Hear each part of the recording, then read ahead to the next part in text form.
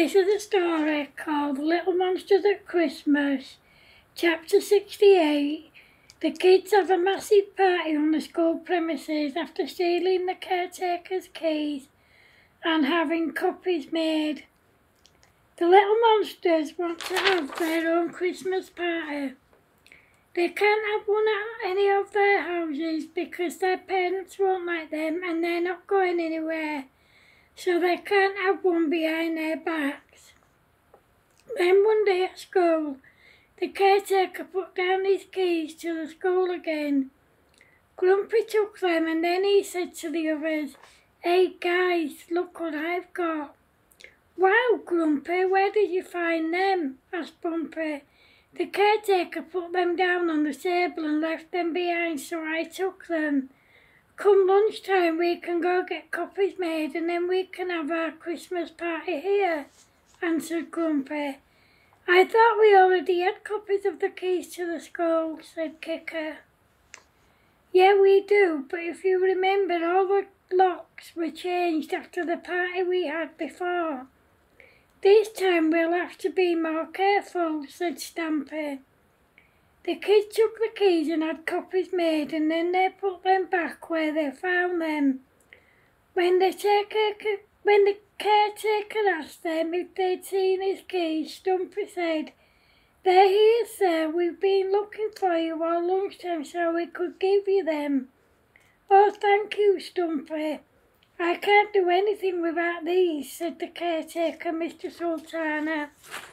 The caretaker had only been there a few weeks, so he didn't really know the gang, and he didn't know about the party they had on the school premises, or about them taking the old caretaker's keys and having copies made.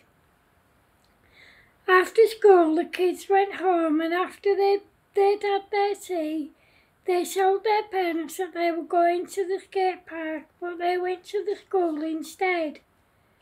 When they got there, they made sure that the coast was clear and then they let themselves in and went straight to the canteen. When they got there, they put loads of food in their bags. They couldn't leave it in the school kitchen because there was nowhere safe to put it. The next day, they went round school telling as many kids as they could about the party, which was the following Saturday night. Leading up to it, the gang took some booze out of Kicker's brother's shop and took it to the hideout. Then they went and hung around outside the shops. When anyone came out with any booze and turned their back on it, the kids took it. However, a man caught Bumpy, grabbed her and wouldn't let her go, so Kicker went behind him and kicked him really hard in his goalies. This caused the man to let go of Bumpy and then fall to his knees with his eyes rolling and howling in pain.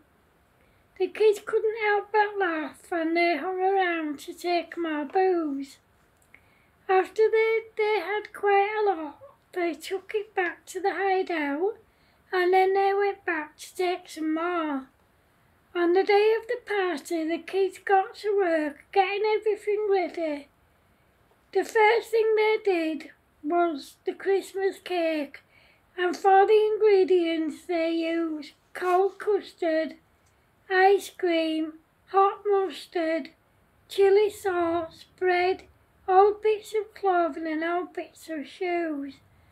Then they got to work making the Christmas pudding, and for the ingredients they used tomatoes, lettuce, cucumber, bananas, apples, rice pudding, cornflakes and Weetabix. For the sandwiches they used chilli sauce, uncooked frozen chips, raw onions, uncooked tin tomatoes, uncooked tin beans, uncooked tin spaghetti and uncooked chicken soup. They decided that they were going to make a few bowls of punch so that they wouldn't have to keep making it constantly during the party. For the ingredients they used 30 large bottles of lager, 15 full crates of bottled lager, 150 cans of lager, 20 large bottles of whiskey, 20 large bottles of cider, 20 full crates of bottled cider, 150 cans of cider, 30 large bottles of white wine, 30 large bottles of red wine, 30 large bottles of very expensive champagne. When they'd finished doing the food and drink, they got themselves ready for the party, and about 6 p.m. the guests started to arrive. However, after the party had been in full swing for about 2 hours, someone alerted the caretaker. One of the guests saw the caretaker coming out of his house, and she told Kicker, and Kicker said, "Who cares? I certainly don't." Everyone laughed and carried on partying. When the caretaker tried to get into the school, he couldn't because the kids had locked the doors and left the keys on the inside. The only window that was open was at the back of the canteen, and it was too high up for anyone to reach and too small for anyone to get through, so he called the police. When the police arrived, the kids just ignored them and turned the music up. They couldn't even look through the windows to see who was in there. The party went on until almost 3:30 a.m. Once all the guests had gone home, the gang cleaned up the canteen, and by the time they'd finished, there was no sign that there'd been a party there. When they left, they opened the window, climbed out, and closed it behind them. Then they all went back to Kicker's, as it was her turn to have a sleepover. They climbed into her house through her bedroom window, and her parents didn't have a clue that they'd been out.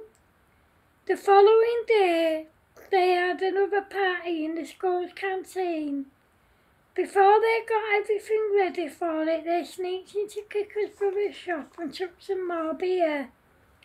Then they went and hung around outside the shops, and when anyone came out with any beer, they took it. Then they took everything to the school and got everything ready for the party. They didn't need to do anything, as they had loads of booze and food left from the day before.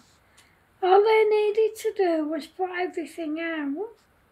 The guests started to arrive about 6 p.m. and the party got going. Once again, someone alerted the caretaker, Mr. Sultana, and he alerted Mrs. Scott. When they tried to get into the school, they couldn't because the kids had locked the doors and left the keys on the inside again.